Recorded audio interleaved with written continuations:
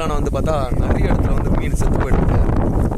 பாருங்க, இங்கே ஒரு விரல் மீன் இருக்குது, செத்து போயிட்டுருக்கு. நோய் தாக்கியிருக்கா என்னன்னு தெரியல. பாருங்க,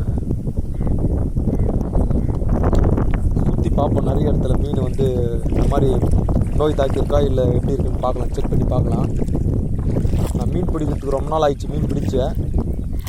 நிறைய பேர் வந்து பார்த்தோன்னா மீன் பிடிக்கிறதுக்கு வராங்க, நடு ஆழத்தில் போயிட்டு மீன் தூண்டி போட்டு பிடிக்கிறாங்க. நடு ஆழத்தில் வந்து பார்த்தோன்னா எனக்கு தெரிஞ்சு மீன் கிடைக்கவே கிடைக்காது. மீன் அதிகமாக எந்த டைமில் வந்து மீன் கிடைக்குன்னு வந்து பார்த்தோன்னா காலையில் ஈவினிங் மட்டும்தான் வந்து மீன் அதிகமாக கிடைக்கும். நம்ம இந்த ஓரத்தில் இருந்து போட்டாவே மீன் அதிகமாக கிடைக்கும். ஆனால் நான் நிறைய பேர் வந்து சேனலில் வந்து பார்த்தோன்னா நடு ஆழத்தில் பாதி ஆழத்தில் நின்று தூண்டில் போடுறாங்க. அங்கே எனக்கு தெரிஞ்ச மீன் கிடைக்கவே கிடைக்காது.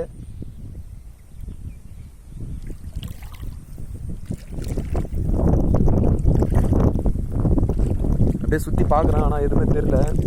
அந்த ஒரு இடம் மட்டும்தான் வந்து மீன் வந்து செத்து போயிட்டு இருந்தது.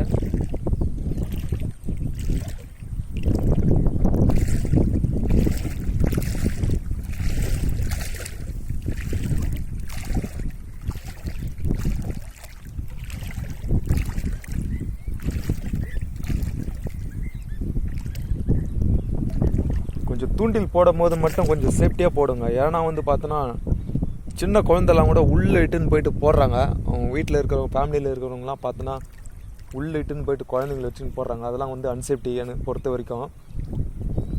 எனக்கு இந்த தண்ணியில் வந்த உடனே எனக்கு வந்து 15 வருஷத்துக்கு முன்னாடி வந்து பார்த்தோன்னா நாங்கள் மீன் பிடிக்கும் போது ஒருத்தர் வந்து இறந்து போயிட்டான். எனக்கு அதான் ஞாபகம் வருது. தண்ணியில் இறங்கின உடனே எனக்கு வந்து அதான் ஞாபகம் வருது. அவங்க ஃபேமிலியில் வந்து 2 பேர் தான். அதில் 2 பேரில் வந்து பார்த்தோன்னா ஒருத்தன் வந்து இறந்து போயிட்டான். இப்போ ஒருத்தர் தான் இருக்கார். தண்ணினாவே எனக்கு மெயினாக வந்து அவர் தான் ஞாபகமாக வரும். அந்த ஃபேமிலி தான் எனக்கு ஞாபகம் வரும். அதனால தான் நான் வந்து சொல்கிறேன், தண்ணியில் வந்து பார்த்தோன்னா மேக்ஸிமம் வந்து தூண்டில் போடுறவங்க வந்து ஆழத்தில் மட்டும் போயிட்டு போடாதீங்க.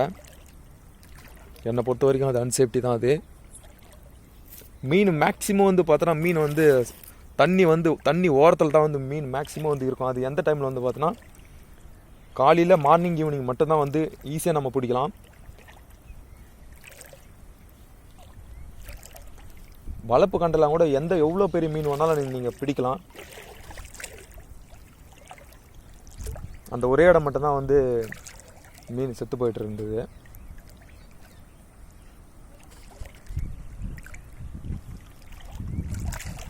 நோய் எதுவும் தாக்கலன்னு தான் நினைக்கிறேன் நான். கொஞ்சம் வருத்தமாகவே இருக்குது. இந்த ஏரியா வந்து பார்த்தோன்னா மேக்ஸிமம் ஒரு 3-4 வருஷத்துக்கு மேலே தண்ணி வடியாமே இருக்குது. விவசாயம்லாம் எங்கள் சரௌண்டிங்கில் பண்ணவே முடியல. எனக்கு விவசாயம்னா எனக்கு உயிர். விவசாயம் இல்லைன்னா நம்ம யாருமே இல்லை. தண்ணி எப்போ வெடியுன்ட்டு எனக்கு ஒன்றுமே புரியல. தண்ணி இருக்கிறது ப்ளஸ் தான், பட் ஆனால் வந்து விவசாய நிலெல்லாம் பாதிப்பாகுது இந்த சைடில்.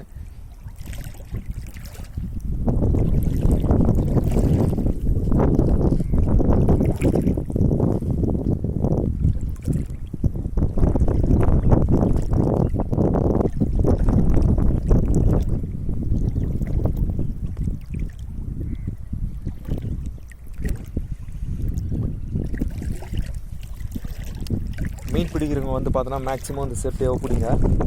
நான் வந்து அந்த ஒரு இடம் மட்டும்தான் வந்து மீன் செத்துருக்கு. அது என்னடா இது மீன் செத்துருக்க வந்த உடனே பார்த்தா சரி சுற்றி பார்க்கலாம், வேறு எங்கன்னா இந்த மாதிரி இருக்க ப்ராப்ளம் எதனா மீன் எதனா